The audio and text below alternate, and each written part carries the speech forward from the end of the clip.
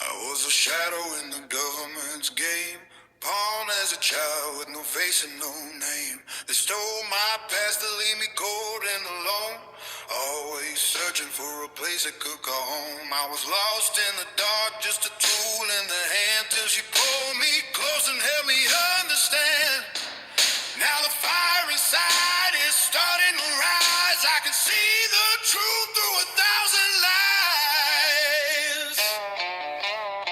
Now I tear through the veil, leave holes in the sky. I can read every thought in the blink of an eye. Danica, my witch, she's the magic in me. Yeah, I finally found what they took from me. With a hellhound beside me, I'm standing my ground. No longer a ghost that's never been found. In the dead of the night, I can hear the call. All the ghosts of my past scratching through the wall. My eyes change colors, the power has grown. With Crowley the hound, I am never alone. I used to be hollow, a man made of glass, but now I am reclaiming every year that has passed. Every memory is falling right back into place. I know every name and I remember every face. Now I tear through the veil, leave holes in the sky. I can read every thought in the blink of an eye. Danica, my witch, she's the magic in me. Yeah, I finally found what they took from me. With a hell on beside me, I'm standing my ground. No longer a ghost that's never been found. I ain't running no more, yeah, I'm ready to fight. Gonna settle that debt in the depth of the night. They tried to break me, they tried to erase, but they can't hide the blood from the scars on my face. The veil is thin and the engine is hot. I'm taking back everything that they thought I forgot. Now I tear through the veil, leave holes in the sky. I can read every thought in the blink of an eye. Danica, my witch, she's the magic in me. Yeah, I finally found what they took from me. With a hellhound beside me, I'm standing my ground. No longer a ghost that's never been found. I remember it all now. Every single face, I'm calling for you in the dead of the night.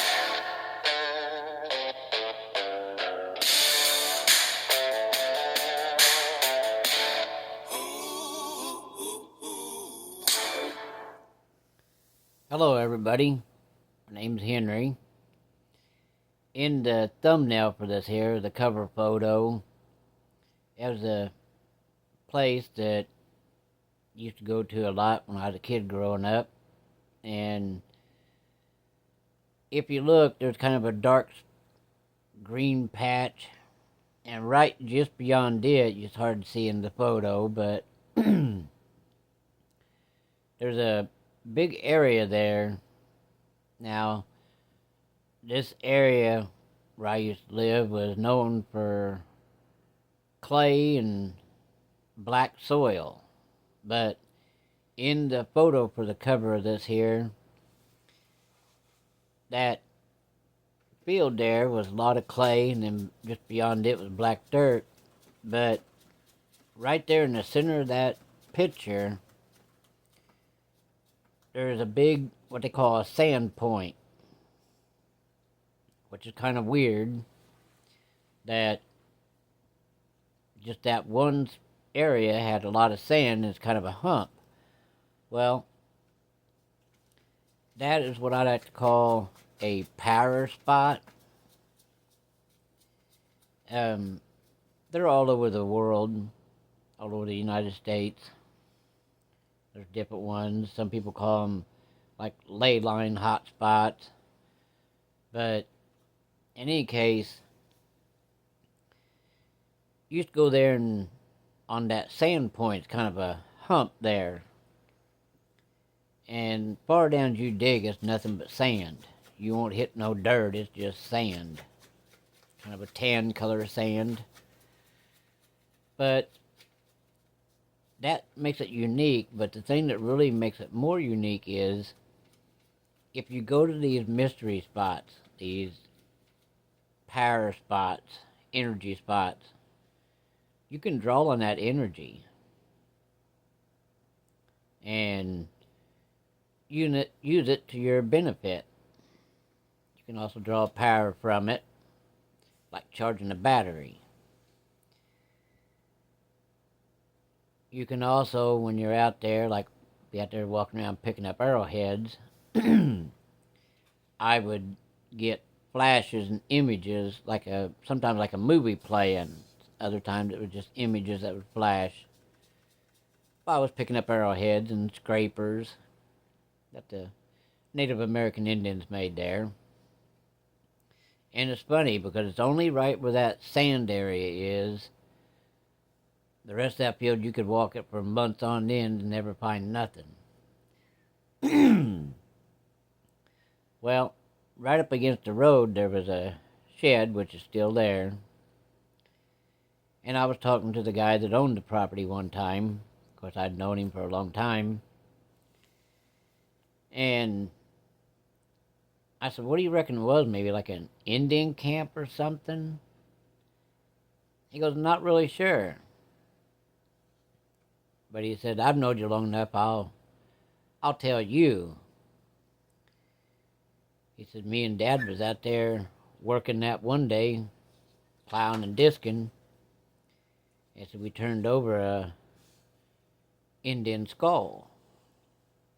He said, I guess that's what it was. He said, I stopped Dad, because he said, I was plowing, Dad was disking behind. And he said, I shut the old tractor down and went and picked it up, dusted it off, looked at it, and hollered at Dad, and Dad stopped tractor, and he said, what do you got there, a big rock or what? And he goes, no, it's an Indian skull. He goes, dude, I'm going to pull this disc up, unhook, take the tractor, and I'm going to go up and get the bulldozer. I'm going to dig a big hole and throw that sumbitch in the hole and cover it up and keep the damn mouth shut. So that's what they did. I don't know where they buried it at on that property. But that's the story he told me, that they dug a hole and reburied it. They never did find anything else like that, but I had noticed that they had built a shed right there to put equipment in and some minor tools, like a grease gun and pins for the tractors and stuff. And Everwood Farm right against that shed. Well, I used to go down there and look for arrowheads, and sometimes you'd find them little bird points, look like a miniature arrowhead. And you'd find bigger arrowheads and scrapers. Find a lot of flint that had been chipped off when they was making those. So I'm not really sure, was it a camp? I don't know. Was it a burial ground somewhere there close? Probably. Probably up there where the old road was. But on down the road a little further, there was another spot, and it was flat, and then it kind of went up, and it plateaued off. And that was another one. You find arrowheads, and I knew of people that also found the back part of a pipe, part where you stuffed the tobacco in. And people had found axe heads, and so anyway, that was kind of a power spot. Well, one night, I decided to walk from the house and take Coondog out for a run, and I decided to head down the road, down toward this place where I've been finding those arrowheads. Well, that year, they had planted corn. And of course the water come up and knocked the corn down, so long as you stayed in the rows, wouldn't be too awful bad. But them old coons would be out there eating that corn. At the far end of that corn was that creek that we had talked about one time called Nigger Lick Creek. Later on, they changed it to Lick Creek. The old-timers used to call it Boyer Creek. From there on, it was trees. Went on up to big old pasture lands and big forest. Big trees. So me and the coon dog left that night and made the first corner and headed up to the second corner, and then it was a straight shot. As long as you didn't turn where the road did, you shot right off into that field with that mystery spot. Well, got down there and walked behind the old shed out into the field there, and looked like a good place to turn him loose. So of course, I had permission to hunt in there. I knew a lot of people back in there, so I never did have to go bang on their door and say, hey, I'm coon hunting tonight. I'd just go. They knew it'd be me. Wasn't nobody else that damn gutsy. Of course, in my case, it was being stupid. But it was a way to make money and entertain myself at the same time, not be getting in trouble. So I unsnapped coon dog. He wandered out there in the field and done his business, piss here and piss there and shit there. All of a sudden, I see him raise his head. He sniffed the air and tasted the air a little bit, and that old nose hit the ground, tail went up over his back. He'd hit something. So I thought, well, that's a good spot to sit down. Nice cool night, probably about 40, 50 degrees. I set my lantern down there, and it had a shield on the back, so you could hold it out in front of you and it wouldn't blind you. It'd just shine on out in front of you. I always liked that lantern because when it got real cold, I could put it down there and sit by it and get that heat off of it. Plus use it for seeing. Well, I was sitting there that night, listening to that old dog tracking. You hear a sniff, sniff, and then he'd let out a chop. And sniff, sniff a couple more times, and he'd let out a beller. To me, it was music to my ears. Most people have probably been annoying as hell, but anyway, he was trying to get that track lined out. Because them old coons, they're smart.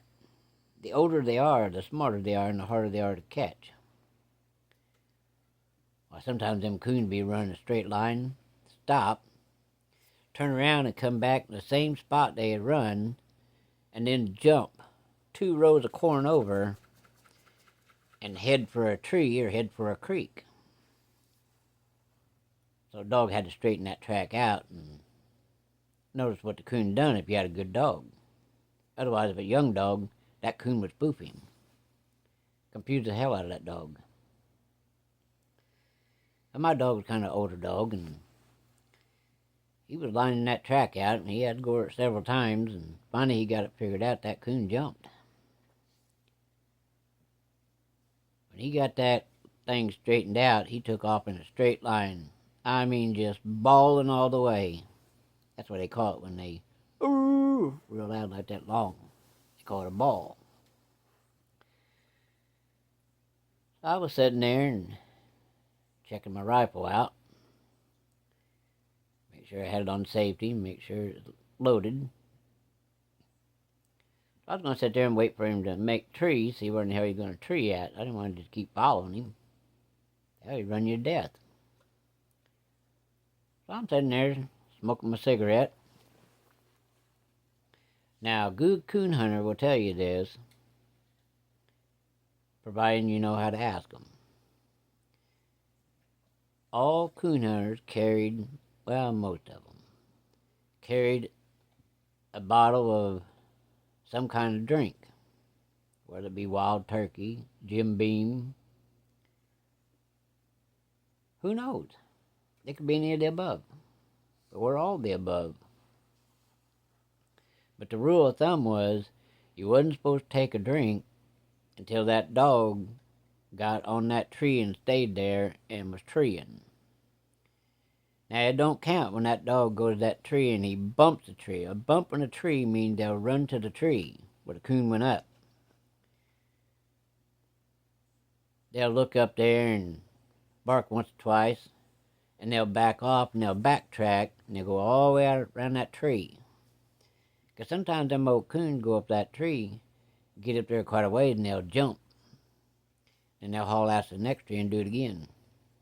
Well, a smart dog will hit that tree, which means he'll rear up on that tree sniffing, and then he'll throw his old head back and them old long ears hanging back, and he let out a big long bark. He bumped the tree. That he knows that coon went up in that tree. Now, like I said, your smart dogs, they'll chop at it a few times, bark at it a few times, looking up and clawing on the tree. Then they'll back off for a minute, and they'll circle that tree, make like 4 or 5 big giant circles. As each circle gets bigger, they're making sure that coon didn't go up that tree and jump. Because them old ones is crafty old coons. They was always the fun ones. They'd spook the hell out of you. Screw a dog all up. Well, he's checking around, and I'm sitting there listening to him, and every so often I'd turn the light on, spotlight, and just to see about where he was at, because down in them big bottoms, hell, it just echo all over the place. So I watch him. He make his first circle around that tree, and the next circle was a little bigger, and the other one bigger, and he'd go right back to track to that tree, and he'd let out just the prettiest songs you ever heard. So I'm sitting there, listening.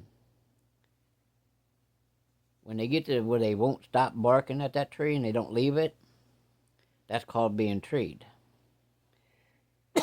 So I'm sitting there waiting, and you don't want to rush the dog because you ruin a good dog like that. I don't care how close, how far away he is, you don't want to rush that tree. Because if you do, that dog will get to where he'll not check the tree. Check and make sure that somebody's jumped out. And he'll sit there and wait for you. And that coon may have jumped out and he didn't check. Well, actually he got used to you running up there quick. No, you sat back and wait. A good dog will stay on that tree. If that's where that coon's at, he'll stay on it.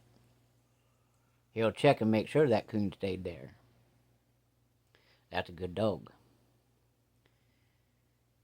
I found out the best dogs weren't always the most expensive dogs. I had mountain curs, I had leopard curs. I even had a red bone one time that was mixed with some other type. He was an ugly son of a bitch, but that dog, he was a good dog. Anyway, I'm sitting there and I hear something coming from behind me. So I'm sitting there, I thought, well, the dog's ahead of me up there, down along that old Boyer Creek. So I'm sitting there and I can hear something coming up behind me, probably about 150, 200 feet away from me. So I got the old rifle and pulled the boat back and kicked the shell into the pipe, locked her down, still on safety. So I slowly got up on my knees, got my rifle up my shoulder, and had the spotlight so I could shine down the barrel and look. We have panthers and bobcats and mountain lions, occasional wild pig or two.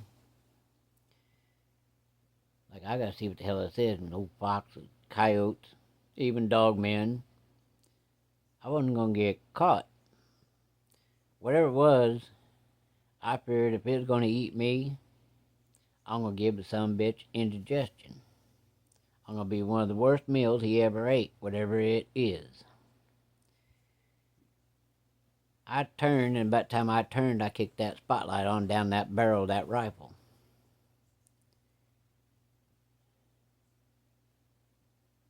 It was probably one of the best things I did and one of the worst mistakes I did.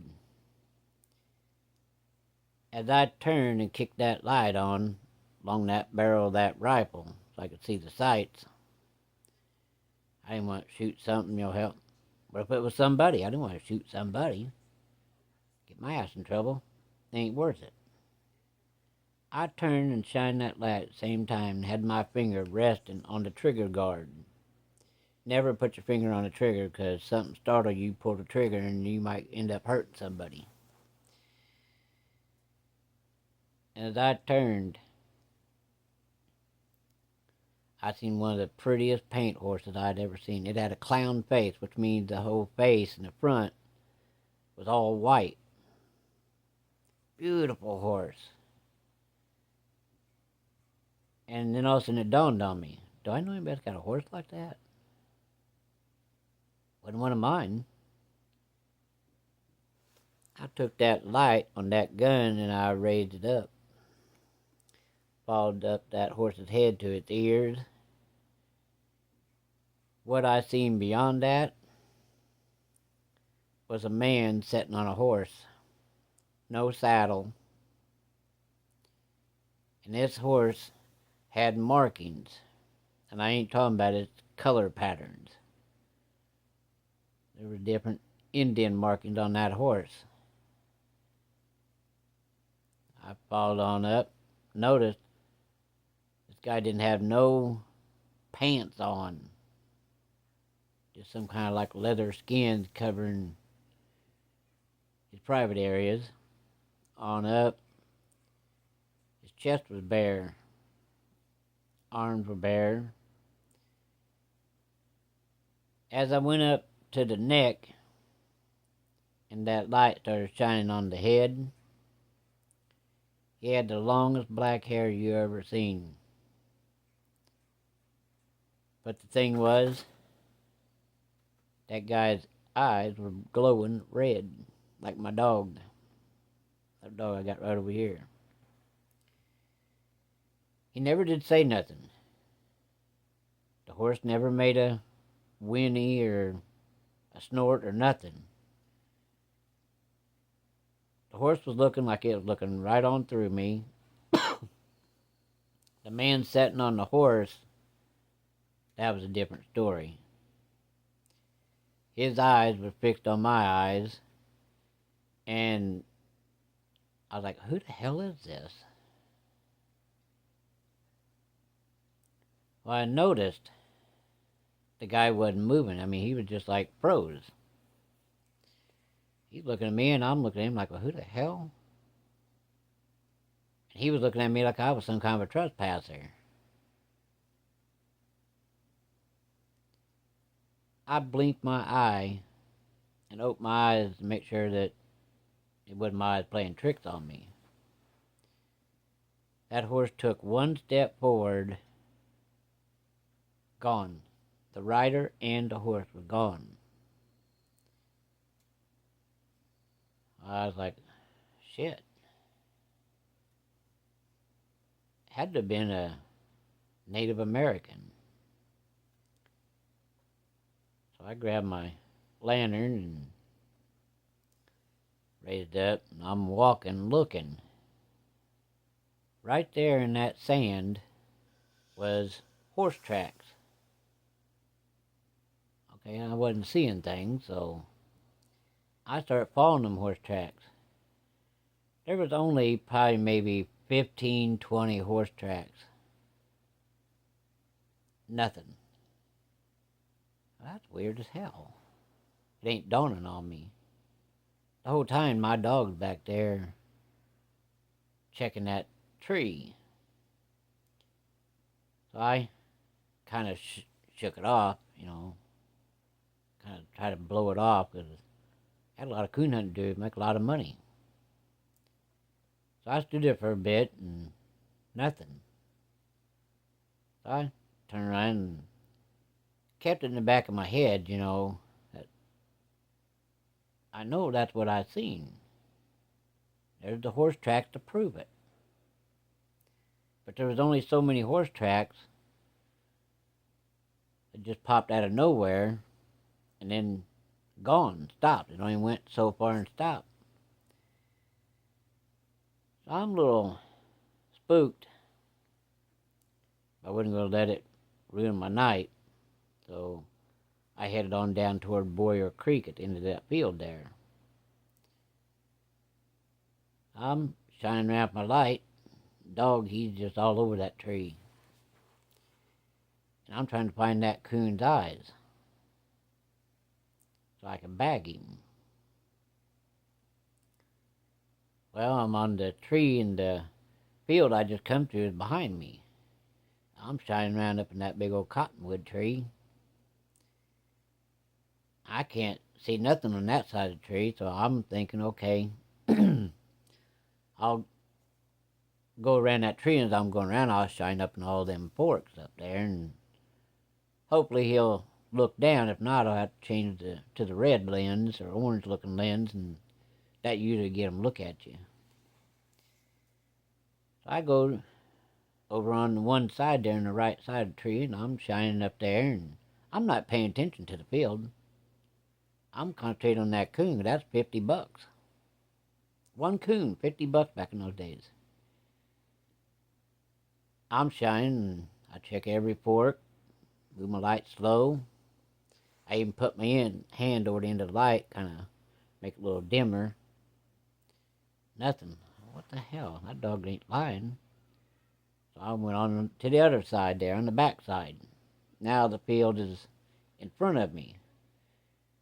I'm shining that tree, trying not to fall on the brush there that's scattered on the forest floor. Any of y'all been coon hunting nighttime, you'll know what I'm talking about. I was shining up, looking.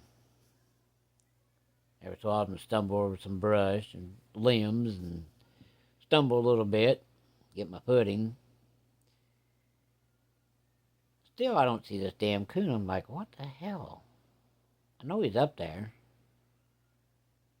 So, I move over about 3 foot. This time I'm looking at the ground because I don't want to trip because there's some limbs over there. Big limbs. A little bit muddy. As I brought my light down to look where I was walking, now I'm seeing about 15 or 20 sets of eyes in this field, this cornfield. I'm like, all of a sudden it dawned on me about what I'd just seen. So I bring my light back up and I'm shining. I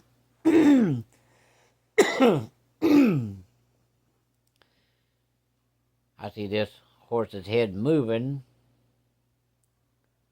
I shine a little higher and there's a rider.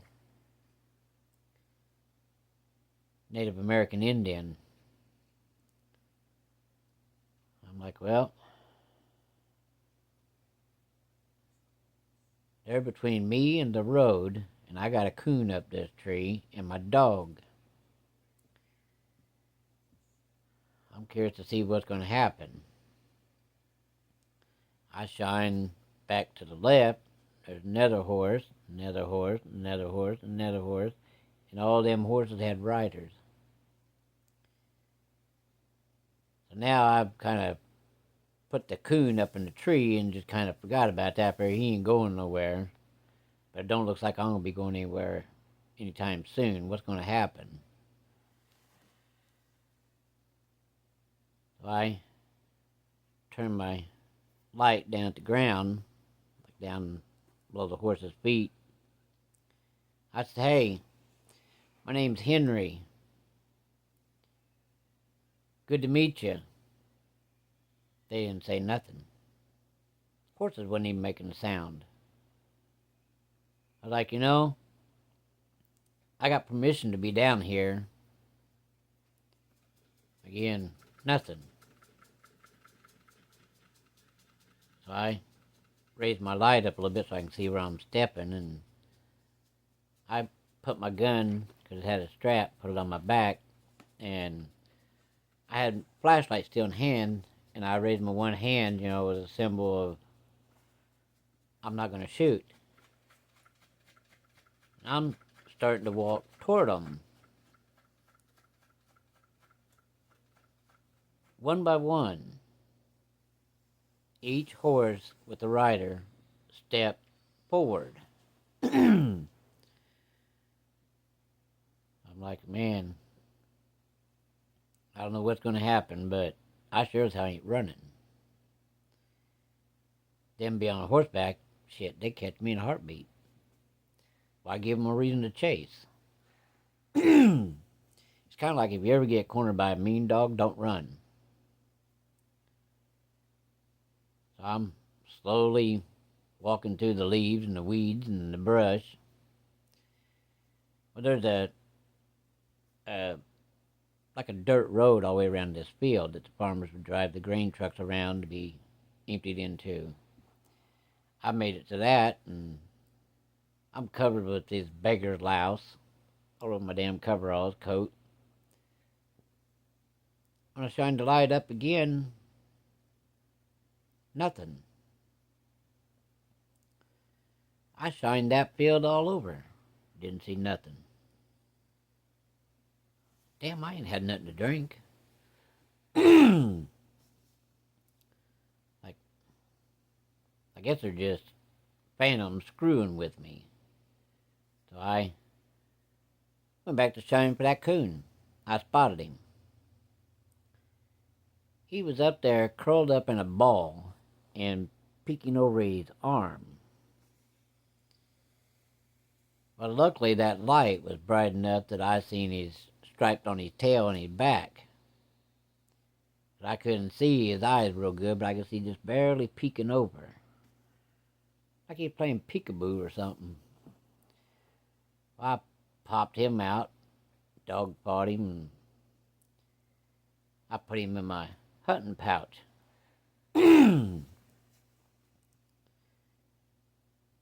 Now my attention turned back to what I had seen. So I flung my gun up on my shoulder and picked my light up, a lantern and spotlight. I turned on the spotlight again and shined where I'd seen these at. Nothing. Well, the dog hit another track. He's headed on back into Boyer Creek, was probably about 200, 300 foot from where I was standing. So I sat down beside one of that big old cottonwood and waited. Finally, that dog went about quarter mile down toward the bridge there at Boyer. Well, shit. He's about to be treed. I guess I can start moseying that away. That's what we call it back in the woods, moseying. Kind of like sauntering, walking slow, taking your time. It all mean about the same thing. So I'm walking along, taking my slow, sweet time, smoking a cigarette. All of a sudden, that dog went quiet. That coon must have fooled him. That coon probably went up a tree and jumped out. Now that's what he's checking for. So I sitting there waiting. Here's something again behind me. So I made sure the gun was on safety. Put one in the pipe. Locked her down. And double check, make sure it's on safety. I don't have so much blow my foot off. I put it back up on my shoulder and sat there and listened. I'd take a couple steps. This thing would take a couple steps. Well, sometimes no fox will do that to you. Not sure what you are, trying to check you out. So I stop. I listen. I don't hear nothing. I take 3 short steps. Stop real quick and listen. Wherever it is, taking 3 steps and stopping and listening too. Well, if you remember the story about my grandpa, when he would date my grandma, I wasn't going to let that happen.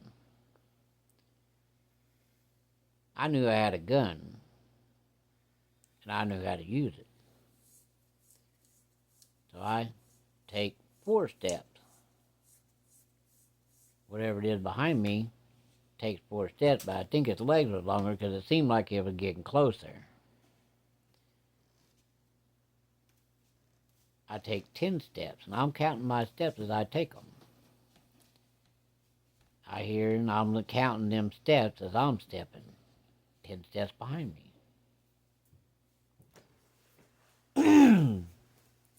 Now I'm getting a little concerned.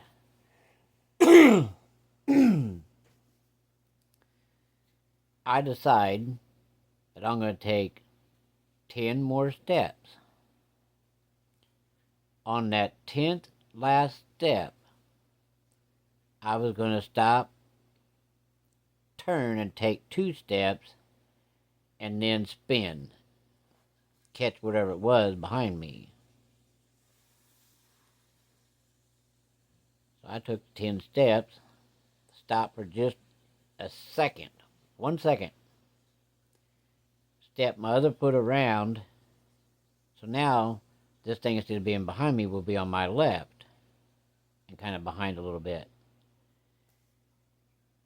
I took 1 more step and I could hear that thing stepping. When I turned around and threw that light up, I about shit my drawers.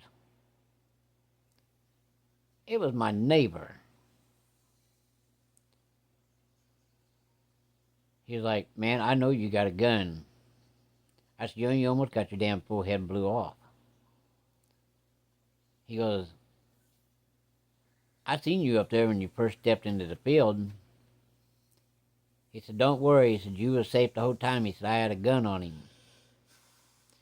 He was over in the next field from me.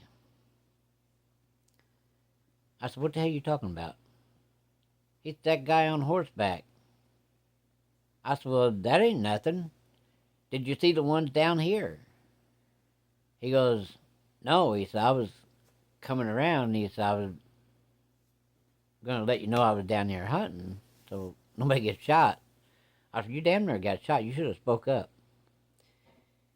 He goes, "Did I really see what I think I seen?" "Yeah." "Phantom Riders?" "Yeah, you seen them." And I said, "I just seen a bunch of them a while ago." And I said, "I thought that's what it was following me, maybe one of them." He goes, "I don't know why you hunt this field." I said, "Well, hell, good hunting. There's corn down." He goes, "This is the reason why we don't, most of us down here don't hunt." He was an older guy. "Why we don't hunt this field no matter what. Because the ghosts, the spirits."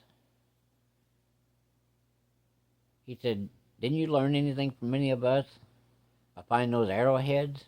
You don't hunt in a place like that unless you just really want to see a ghost or shit yourself." I mean, him sitting there shooting the shit. And I said, "So where's your dog?" And he goes, "Shit, I don't know." I said, "Last time I seen him, he was headed toward the bridge." I said, "That's where my dog headed to." I said, "Your dog ain't in heat, is she?" "No." I said, "Well, we don't have to worry about no damn pups then." So we decided we were going to walk down into Boyer Creek and walk along those sandy beaches there and just listen for the dogs. We decided we'd hunt together. Might as well. So we walk along shooting the shit.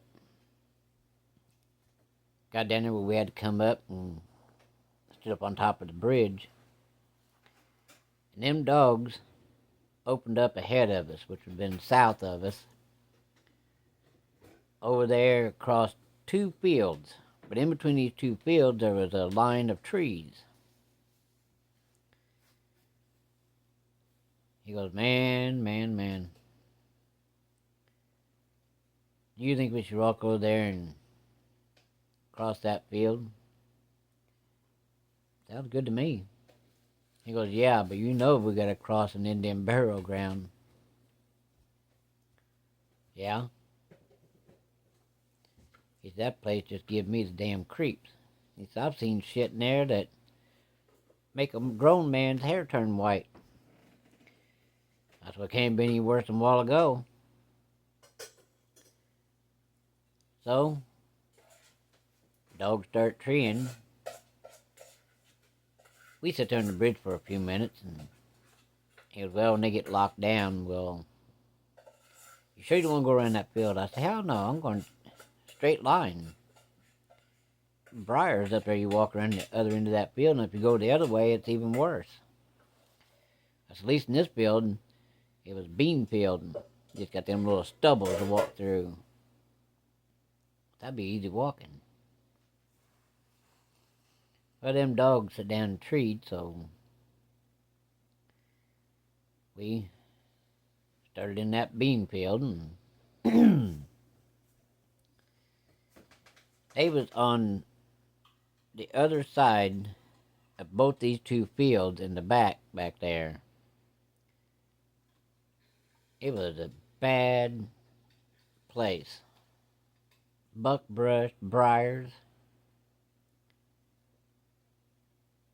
I wish the hell they had took and put some goats or something in there to eat all that shit down, but if the dogs are treed, we're going to have to go in there after them. We're going to cross that bean field, and then they had a little road cut where it makes that up, kind of go up and then flat like a plateau, and then you go across that field, and that's where the woods are. That old guy was sitting there, and he goes, man, he said, I don't like the paranormal. Never did. It just scares me to death. I said, well, at least there's two of us. We ain't like you're by yourself. I said, but I ain't leaving my dog. So we walking along, and he just kept going on at these ghosts. How much it scared him. I said, all you're doing is scaring yourself even worse. Now, those spirit Indians I seen earlier, and the ones you seen, could have killed me if they wanted to. But I said they didn't, so let's just keep walking. He walked with a heavy heart. He was scared to death. His face was white. Then he got to whistling. I said, man, don't ever friggin' whistle like that in the woods. It'll draw shit to you. Which I'm nervous. I said, well, I am too, but I know better than to whistle. Shit. We walking along. We're about maybe 100 feet away from where that kind of goes up like it's terraced. And there's woods on that as a little hill there. Right on their side of it's a field, and it kind of flat before it goes up again. So we find that road that goes up instead of going up that leafy hill where it'd be slicker than hell. So we walk, get up there on the plateau, and there's a big, it's like a sand dune up there. That sand was deep, real loose and slick, so you had to be careful. Otherwise you end up falling down. And all the weight I had in my backpack, I sure in hell didn't want to roll down the bottom of that hill through them briars. I'm looking around on the ground, see if I see any tracks or anything, just piddle-parting around. That old man, he give out a scream.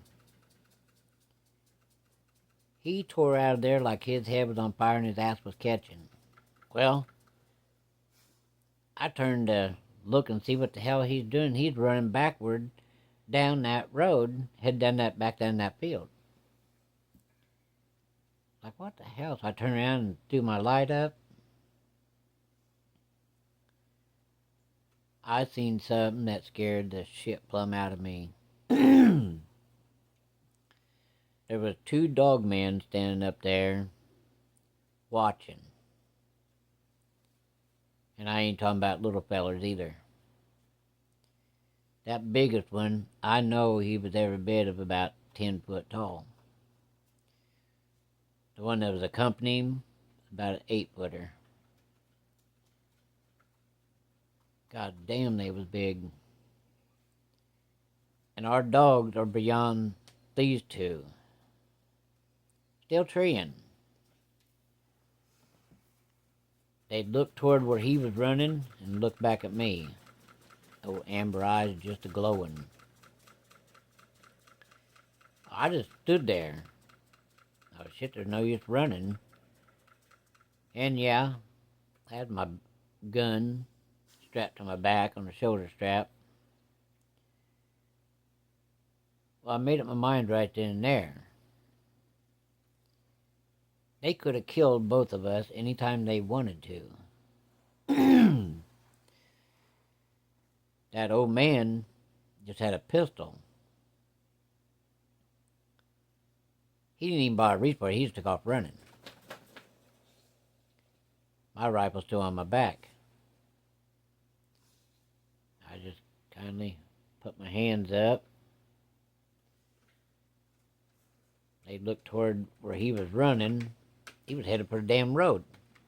And then looked back at me. As if to say, y'all scared of something? They didn't drop down on all fours. They stood there for a minute, looked at each other, looked right back at me. And I'm thinking, yep, I'm a dead man. All of a sudden, they just kind of turned, disappeared into the brush. Shit. Wasn't figuring on this. It was a bad night. I'd seen some spirits back there at the first sand point. Here I am at the second sand point. Now I'm seeing damn two dog men.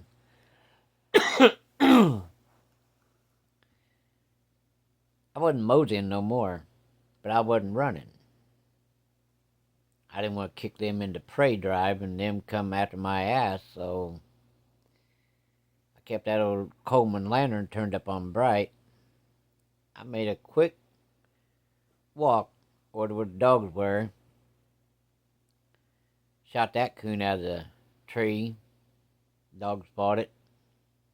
I put it in my backpack. Now I got two dogs, one lead. Damn, now what am I going to do?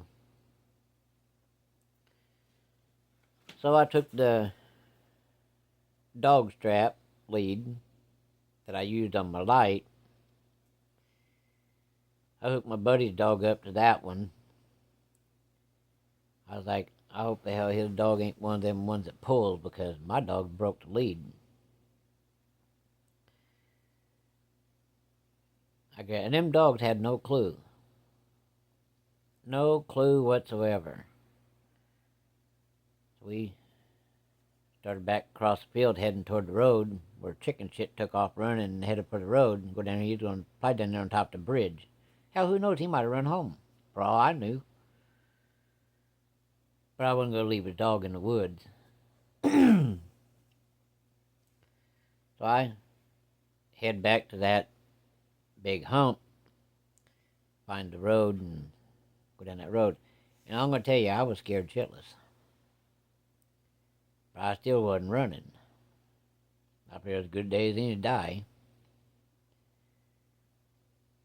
We headed down, and now that moon, I can see the silhouette of the road and the bridge.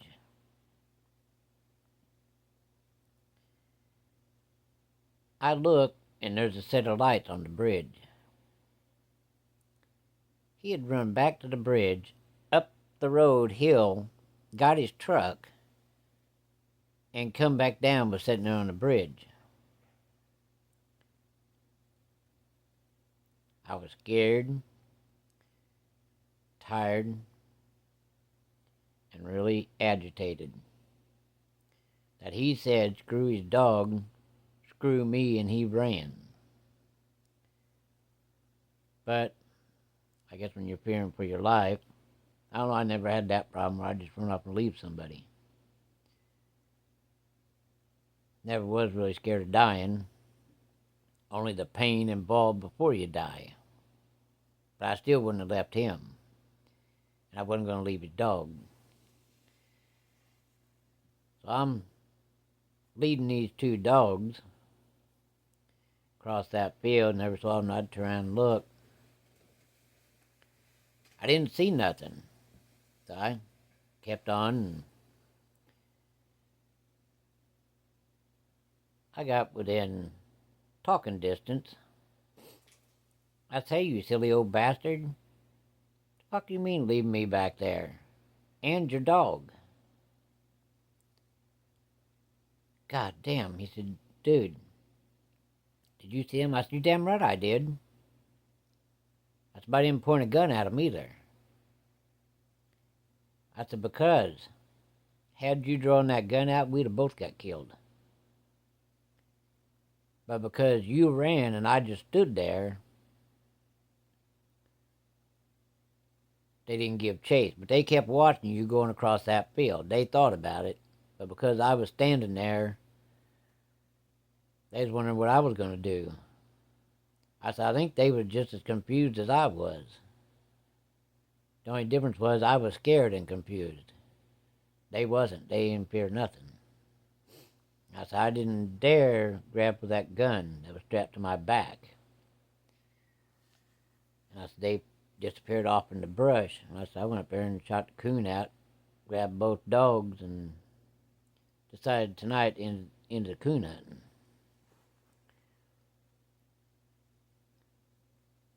He gets in the back of his truck, opens his camper shell, and he got a double dog house dog box. Real fancy one, made out of aluminum.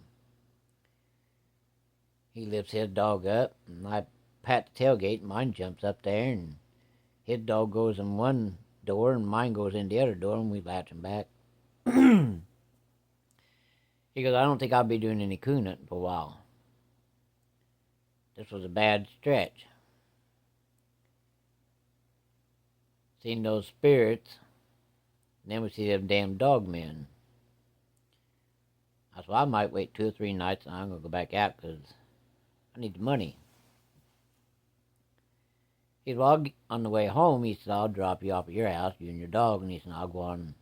Because he just lived about 5 or 6 houses on down the road from me. Now we're come up to where you got to turn left or right. We turn left, and you can see the whole big bottoms. Dude, I never seen so many weird-ass lights going across that bottom back and forth. We never did figure out what it was. We got to the house, and he didn't get out of the truck, because you could still see those lights from there at my driveway. Then they're just red, green, blue, all different color lights messing around down in that field. He goes, I might keep the coon dog, but I ain't going back down there ever again. Well, that was them 2 spots were what some people call power spots, where there's a lot of energy that gets released. Like I told you earlier, you can use that energy for healing and all kinds of stuff. It's just a place where the energy is at its highest amount. And you see all kinds of shit down there. We used to see stuff down there when we come past that road. But never ever bothered us, but you'd see some weird shit, weird lights, and sometimes spirits out there walking around. In the daytime, it's a pretty place. Nighttime's quite a different story. Then if you go up creek, there was another place over there, and it was on a hillside. You find arrowheads there too, and that was another hot spot.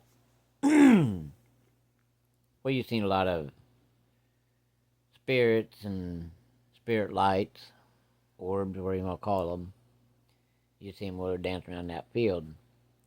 Well, there was an old woman that lived the next field over. She lived at her long driveway in a house back in there, and the field kind of made like a U around her house. And this place I'm talking about now, this other spot, old Wilma, she was a great big woman. I mean, big motherfucker. Her husband was a little skinny old dude. Reminded you of a toothpick with eyes. Junior, he was good to us young boys, in the neighborhood. But a lot of people thought he was an asshole. He was just kind of different. He was an odd duck. He's okay. As long as you talk to him. Well, he would get his stuff done early because they would see stuff in this other field.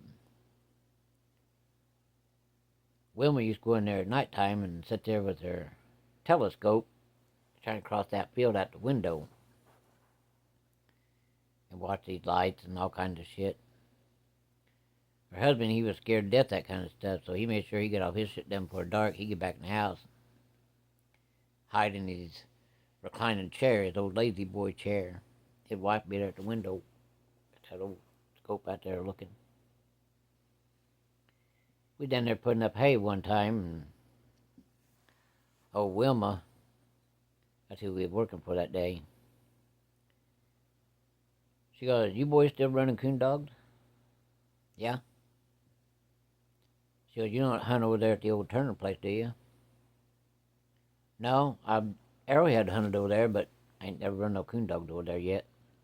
That's a little far." She goes, "Yeah, you might want to kind of stay away from that place." But she neglected to tell me that when you come out of her driveway, headed toward the blacktop there, to the left was that place where she seen all the lights. To the right, there was an old house. Kind of sit up on the top of the hill there. That was Miss Barry's farm, back a long time ago. They used to live in that house there on top of the hill that was empty. Well, a buddy of mine, his dad bought that place, and he started building sheds down there. I go down there and help. I was always somebody's slave. Anyway, I down there helping them put a lean-to up, parked their big trucks and tractors under, so I didn't have to truck them home all the time. So I got to asking him. I said, "Hey, dude, you know anything about that old house up there?" He goes, "Yeah." He said, "I got stuff stored in there." "What kind of shit you got stored in there? Creepy old place on top of the hill?" He goes, "You just a chicken shit." I said, "Well, as soon as it gets dark, we see who the chicken shit is, me or you." We'd always giving shit to each other. He treated me like I was one of his kids. All the time, back and forth. So we get ready to leave, and luckily there was electricity down there. He had a pole and a meter put in, and a little pole light. I say, right up here, you make that bend. Let's go up there and see who the chicken shit is. You give me the keys to the truck. You park the truck up there and give me the keys so you don't take off and leave me. And you walk in that house and go all the way up to the upstairs. And you holler from up there out one of those windows. Then you come back to the truck and I'll go in there. Whoever don't go in is chicken shit. And I'm going to tell your wife. He just laughed. But you know, when we come to that spot where he was supposed to turn, he didn't turn. So, talked to that buddy of mine, and I said, hey, mind if I bring my dog over here? I'll tie him out here under the shade tree while we're working, and that night we get done, we'll just coon hunt. He goes, yeah, Dad won't care. So, I brought my coon dog over there one day and tied him up to a tree while we were sitting there working, and that night, we got done working. His dad said, I'll be back in about 10, 11 o'clock. I'll meet you right here.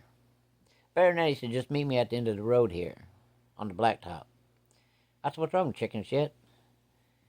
He's like, you better shut up or you'll be walking. We all giving people shit.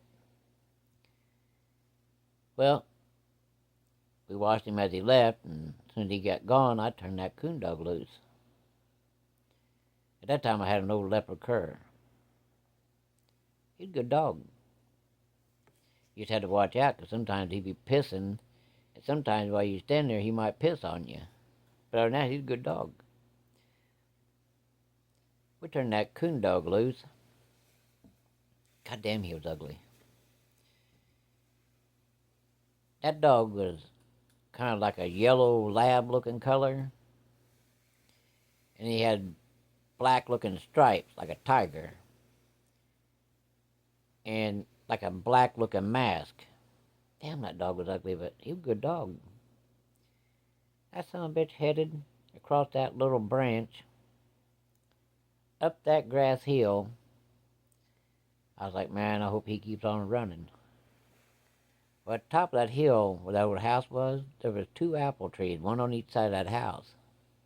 That damn dog was treeing up there, trying to tree up there by that house like son of a bitch. So we started to walk that away. Well, that dog, I thought maybe the coon went inside the house or under the house and inside. That dog's trying to figure out a way to get in. So my buddy said, well, I ain't got the key, but we can just kick the door in and we'll just have to fix the handle tomorrow. My buddy's a pretty good sized boy. I said, well, let's sit there for a little bit and see. Maybe that coon just went under and went out. So we grabbed us an apple off the tree. Them old green apples, you know, the ones that sour as hell. Eat 2 of them, they give you bellyache and the craps. They were pretty good sized apples. I mean, that size of a big old head ball. We sitting there eating those. My buddy said, hey, we had some fun. He said, watch this. He said, upstairs, there ain't no window in that one side right here. He said, after we eat the apple, throw the cores up there through that window. And tomorrow we won't say nothing to Dad, and Dad will go in there, and maybe if he goes up there, he'll see them apple cores. Scare the hell out of him. We sit there eating these apples, and we get done, we'd chuck them up there, throw them. I would grab another apple and sit there and eat it, waiting for them damn dogs. Sitting there eating an apple, and all of a sudden something hit me in the head. I thought my buddy did it, so I took the apple I was eating, and I threw it and hit him in the head. He goes, what the hell's wrong with you? I said, you threw one first and hit me in the head. And he goes, I didn't throw shit. I was sitting there eating my apple. I said, well, I guess you owe me one. He goes, you got hit in the head with an apple. So I turned the light on. I said, right there. See that fucking apple? I said, bounced off my head. It fucking hurt. He just started laughing. He goes, I didn't throw it. I said, you ain't lying to me. No. I said, let's try it again. So I picked that apple off the ground while I was eating the other one. I throwed it up there. I kept the light shined up there, watching. Go ahead, throw that fucking apple out. We sitting there watching, and no apple. So I got done with the apple I was holding. I grabbed that one, throwed it up there.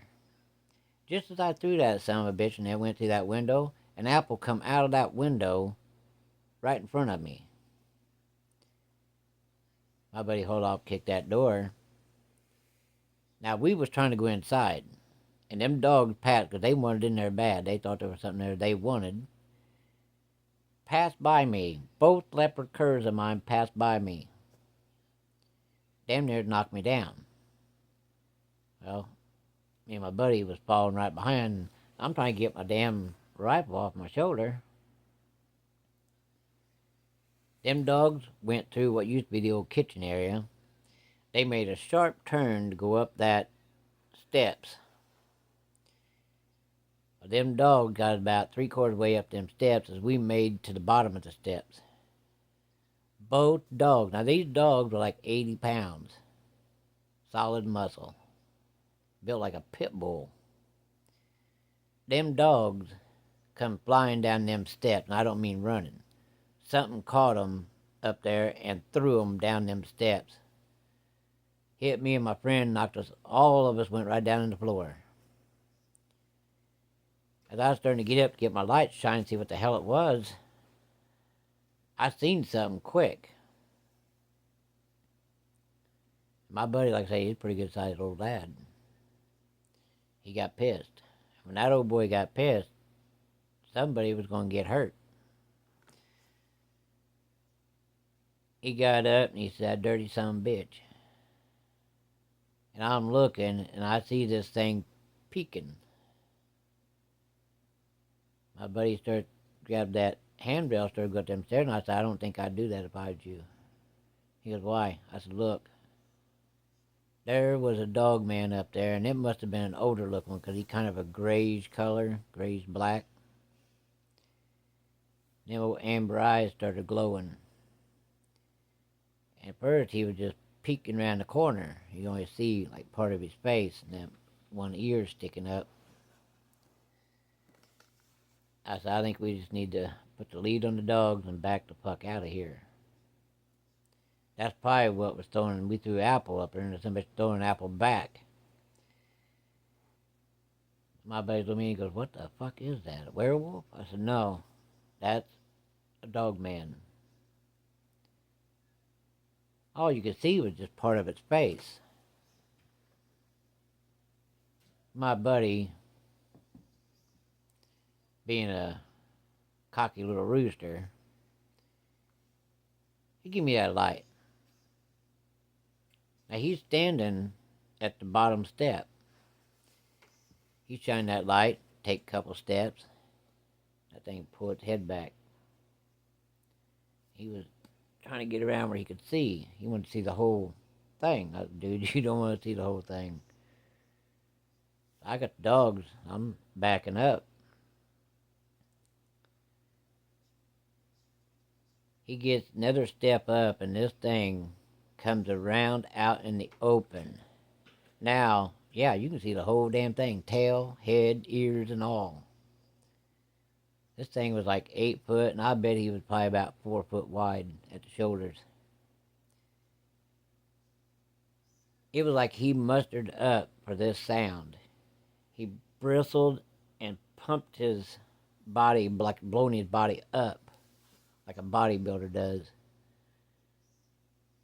That son of a bitch let out a growl, and I ain't kidding you. It reminded me of a lion or a tiger growl at the zoo. My buddy come running down them stairs, and he goes, "I thought you was shitting." I said, "Oh, no, I wasn't shitting you." I said, "I seen one before down by my house." I said, "They're out there." I said, "I think somebody's probably been staying in here at nighttime." I said, "Probably climbing up them damn apple trees and going onto the roof and coming in through one of those windows." We ran out of there that night, run down to the shed we'd been working on, the lean-to. Back then, wasn't nobody had no damn cell phones. Only cell phone we had when you put your hand at your mouth, "Hey!" Holler. Didn't even have a watch on. I said, "Well, I don't guess he's going to come chasing, so let's head out to the road and we'll sit there and wait for your dad."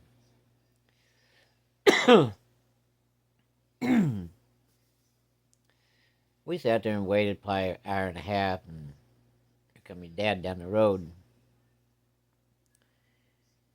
He said, "You ready to go back to the house?" That buddy of mine looked at his dad and he goes, "Why don't you go back there?" He goes, "Y'all didn't see that big wolf back there, did you?" We seen something look like a wolf, but it wasn't no damn wolf. He goes, "Oh yeah, I've seen it before. It's on 4 legs, running around sometimes up there." Buddy looked at me and was like, "No, that somebody was on 2 legs, and it was up in the top part of that house." You boys crazier than hell. Okay, if we're crazy, drive us back there. You go in. We'll wait here.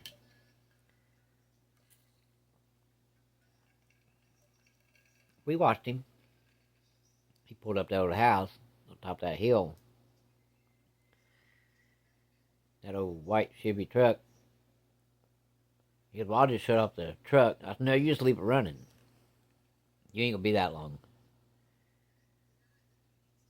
Well, he took my spotlight and that truck running. We made sure the driver's side door was open.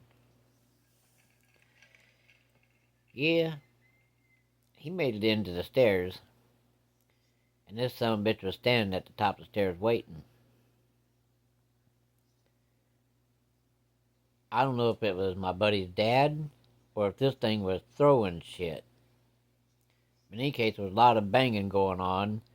And here come my buddy's dad. He didn't come to the door. He jumped through the frickin' window.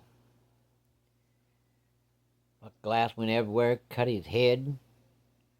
He jumped in the truck. I said, "Hey, chicken shit, did you find that little pup you was looking for?"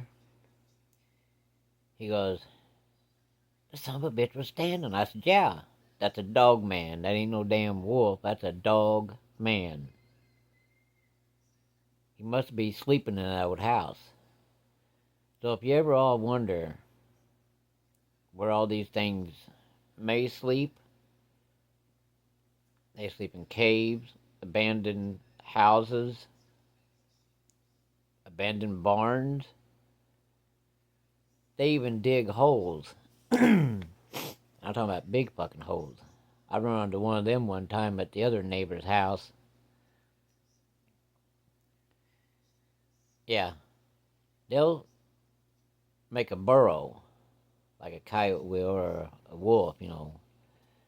But at my other buddy's house, there was an old time pull behind combine, corn picker. And it was like a 2-row picker. Well, anyway, their grandpa told us we could have it and get some wrenches. We go take it apart and sell it for scrap metal.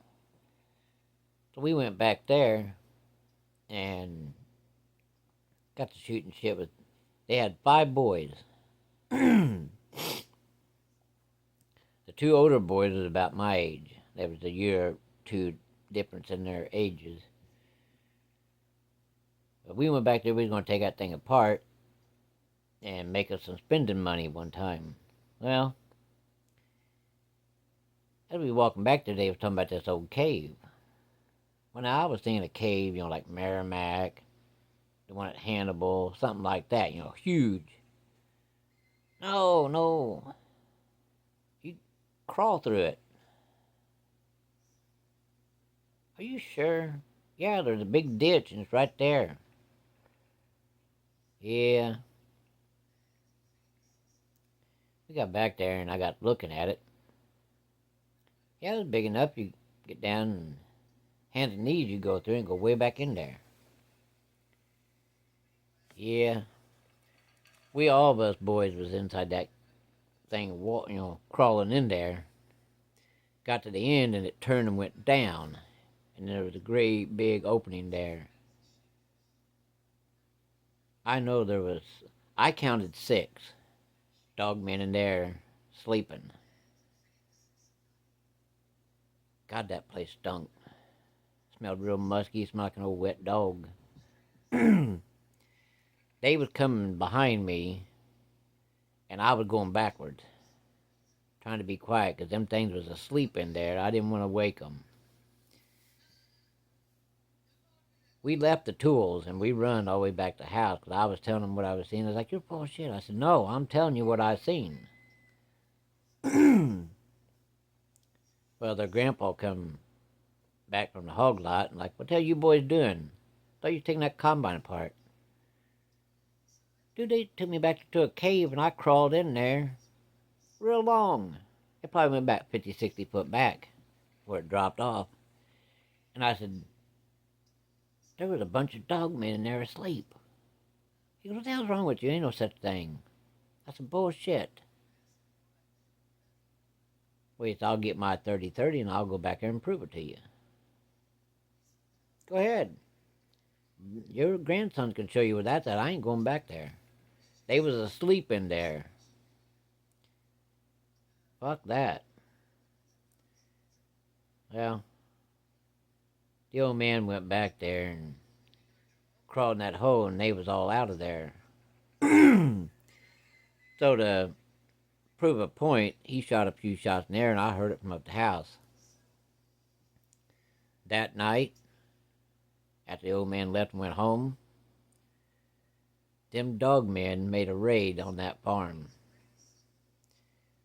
There was a farrowing house, had 150 old sows in there. These were a fancy setup they had, self-feeders, self-waters. These dog men ripped the door off the back side of that son of a bitch. Killed every fucking hog in there. Didn't eat them, just fucking killed them. After that night, nobody ever went back there by the old pond and that old combine where that big hole was because they finally believed me. So I told you what I seen. Somebody was asleep in there. And you went back and shot at them or shot in the air, scared them, pissed them off. And they killed them hogs. You're lucky it wasn't one of us. But they never had a problem after that, but just do yourself a favor. Don't ever shoot at one. And when you go to these, happen to run across these mystery spots, sometimes you can feel these places. And you'll see a lot of things there. So, if you ever run across one, just be aware that these mystery spots are out there, and there's all kinds of stuff tied to those. There's paranormal tied to them. Even cryptids have been known to visit these things. I don't know why, but they do. So just be aware that these places are out there, and this is no joke. There really is mystery spots like that. Some people call them power spots. But anyway, I just want to kind of make people aware that don't know about it. They exist all over the world.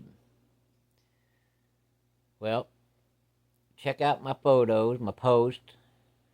Check out some of the other shorts and lives and videos.